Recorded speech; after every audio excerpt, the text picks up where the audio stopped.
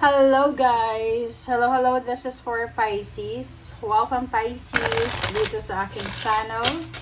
Kapalaran 888 Pisces, alamin natin kung anong messages, vibration, gabay, energy para sa inyong lahat. So, weekly tarot reading tayo guys. So, this is from May 11 hanggang 17. Okay, May 11 hanggang 17. Para to sa lahat ng Pisces friends natin na nanonood sa ngayon. So, if you are new sa aking channel, please like, share, and subscribe. Pakipress ang notification bell button, guys. Para updated kayo sa mga messages na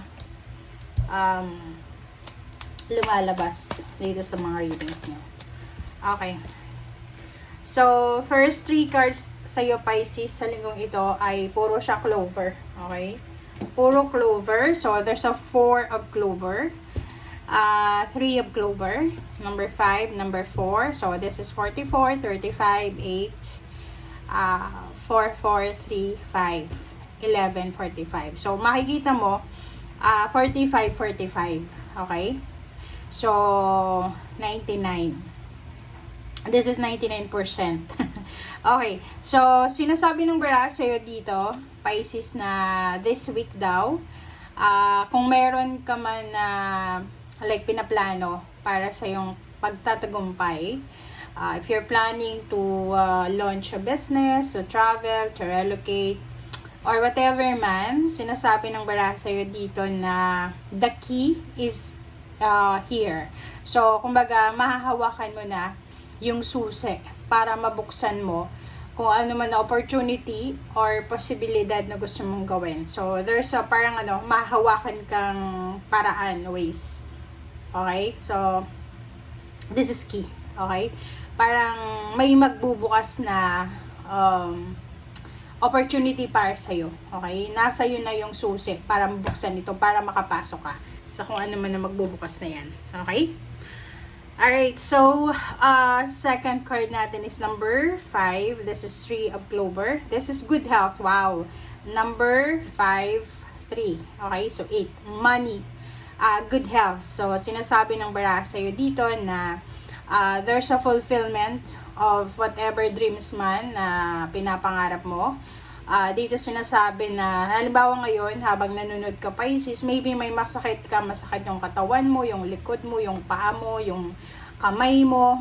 And the next week, sinasabi na you're in good health. Okay? You're in good health. And mayroon kang posibleng makukuhang blessings or, alam mo na, kumbaga, solution sa kung ano man yan na gusto mo ng solution or kailangan mo ng solution. Jacob Clover. So, dito sinasabi na, wow, ang ganda niya to Pisces. Yung 3 cards mo dito, puro siya positive. Kasi etong pang number 3 na to, sinasabi sa'yo na eto ay nagsisimbolo ng honor and recognition of labor. So, sinasabi ng barahan na kung may business na ginagawa ka sa ngayon or maglo-launch ka pa lang ng business sa linggong ito, siguradong sigurado daw na magtatagumpay yung business na yan. Or kung nasa business ka na, successful yung business mo. And at the same time, there's a salary increase, higher position, change of career, relocation, travel, promotion, or whatever man dito. Okay? So, congratulations sa inyo, Pisces. Okay. Ano pa ba? Tingnan natin yung second deck.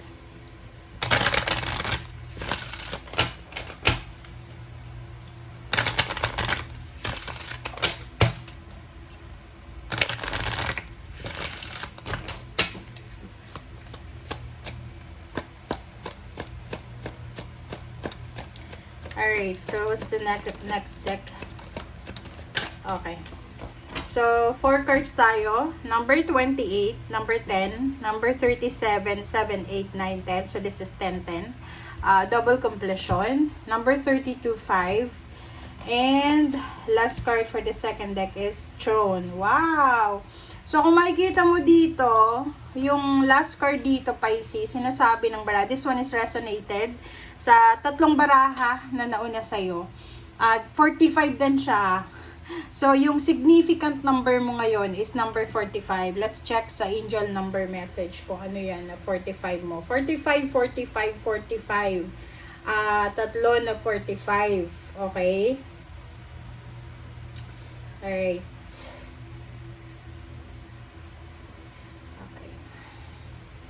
Alright, so sabi ng baraha sa'yo, based sa card mo, the number 45, 45, nagsisignify siya ng powerful transformation period, guided by the universe. So, ini-encourage ka ng baraha mo ngayon na, kumbaga, yakapin, tanggapin kung ano man na important life changes na posibleng mangyayari sa career mo, sa mindset mo, or personal growth. So, this is parang a confirmation of transformation and change. Okay?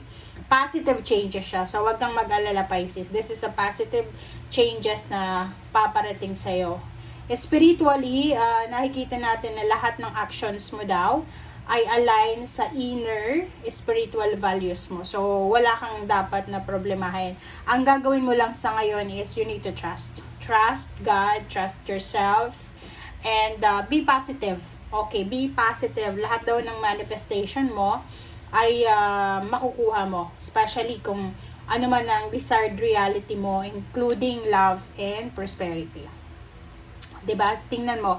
This is 45. So, talagang confirm, Pisces, na possible ka na magtagumpay talaga. Magta-transform yung buhay mo.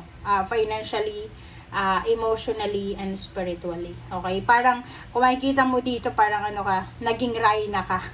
Diba? Ikaw yung nasa pedestal. Ikaw yung nasa front. And you are free. Diba? Parang, you're stable, you're parang successful, 'di ba? And free. Makikita mo dito.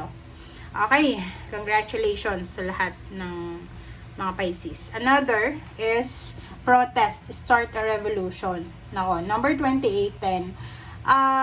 Mayroon dito na Pisces na posibleng sa loob ng company to, loob ng trabaho, posibleng hindi ka pabor sa kung ano yung guidelines ng company na pinagtatrabahuan mo. So, maybe may involve ka sa mga protesta or kung ano pa man na mga revolution. Okay? So, mag-iingat ka lang. Alright. Another is, this is gray. So, sinasabi ng baraha sa'yo, 37, 7, 8, 9, 10. 10 din siya. So, 10, 10. Puro 10 siya ha. 45, 9, 9, 9. Parang 10, 10. Sinasabi ng baraha, huwag kang matakot. Okay? Huwag kang matakot sa kung ano man na magbabago sa buhay mo. Kasi change or endings are inevitable. Wala kang control sa kung ano man na magbabago sa buhay mo. Huwag kang kumbaga, huwag kang matakot. Huwag kang matakot sa mga pagbabago na yan. Ang kailangan mo is harapin mo daw. Okay? Harapin mo kung ano man yan na pagbabago na yan na darating sa buhay mo. Okay? So, tingnan mo siya. Sinasabi dito na wag nating labanan. Kumbaga, just go with the flow. Yun yung sinasabi, Pisces. Wag nating labanan kung ano man na pagbabago o kung ano man na matatapos sa buhay mo. Kasi hindi natin kontrolado yan. Wala tayong control dyan. So, just face it. Okay? Harapin mo na lang.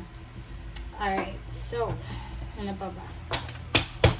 Okay, there's another card here. So, titingnan natin. The third deck. This is the third deck. Gagamit ako ngayon ng 4 na decks. Para ito sa lahat ng Pisces. Okay, let's clarify, guys. Okay, Pisces, confusion, recovery. Okay, impatience, and guilt. Okay. So, this one, they are your emotions diba? So, kung makikita mo dito, merong Pisces na marami kang confusion. Especially now, medyo yun nga, may iba sa inyo dyan na pwedeng may nagbabago, pwedeng mabago yung schedule mo, or kailangan mo lumipat ng bahay, ng mag-relocate ka, or whatever man. Medyo confused ka. But, dalawa yung key mo dito eh. There's a recovery, and number 4, the key. So, sinasabi ng baraha sa'yo dito na, whatever man na magsisimula ngayon, whatever man na matatapos ngayon, isipin mo na, para yan sa kabutihan mo. Okay?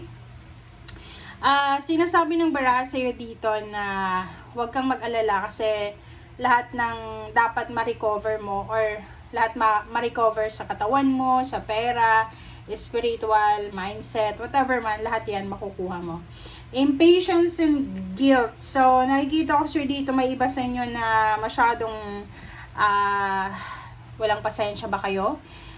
Nawawalan kayo ng pasensya. So, this one, you need to be patient guys kasi sinasabi ng baraha sa'yo dyan, pwede mong pagsisihan yung desisyon na gagawin mo because of impatience. Okay? Kasi minsan, di ba, baka, yun, umiwas ka lang sa gulo, umiwas ka sa pakikipagdiskusyon. Pag alam mo na yung taong yun is medyo negative yung aura niya, iskapo ka na lang. Huwag mo na lang kausapin kasi magigilty ka niyan after. Okay? Alright, so, yun. So, what's the last messages na kailangan mong marinig, Pisces?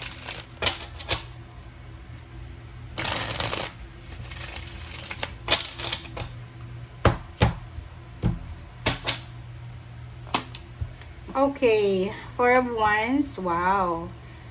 Queen of Wands, okay. Next is Eight of Wands, okay. This is fiery, oh. Okay, and then there's a Four of Cups and Three of Cups, yun. Sa ilalim mo dito, there's a Queen of Swords. So, this is the new direction. So, wag kang mag-alala. Sinasabi ng baraha sa'yo dito na, like, for example, may kailangan kang ihang, may kailangan kang wag ituloy. Okay lang, wag mo munang itutuloy yan, whatever man yan. But, hindi ibig sabihin na hindi mo siya itutuloy ngayon, ay hindi mo na siya talaga gagawin. Kailangan mo lang maging patient and maghintay lang. Okay? Four of Wands. Okay, Four of Wands, sinasabi ng baraha sa'yo dito na mayroon ditong Pisces na nakafocus ka sa plano para sa pagpapatayo ng bahay, pagbili ng lupa, paghahanap ng magandang lugar. Okay, so nakikita ko sa'yo dito na busy ka sa pagre-research, paghahanap ng plano tungkol sa bahay na gusto mong ipapatayo. Yung iba din sa inyo dito, maybe you are single, so talagang iniisip mo yung pagsisettle down na pag-aasawa, pagkakaroon ng pamilya, or whatever man. So, nakafocus ka dito. And if you're a breadwinner, ganun din, you're saving money para makapagbigay ka sa family mo ng pera para may renovate yung bahay or whatever man. Okay, next is Queen of Wands. So, this is freedom. Sinasabi ng baraha sa'yo dito, Pisces, na ihanda mo daw yung sarili mo.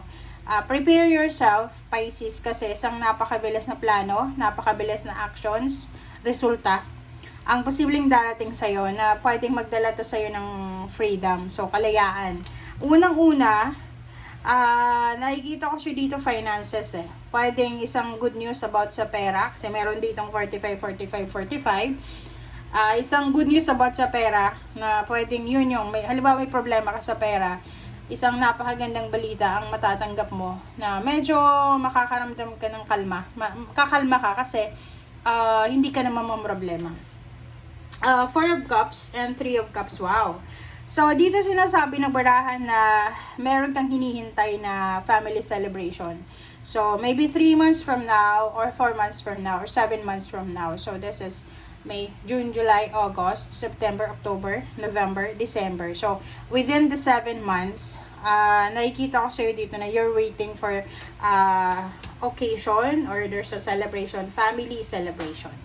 Alright guys, so thank you for watching. Ito'y para sa lahat ng Pisces. I hope na nakaresonate kayo. Bye!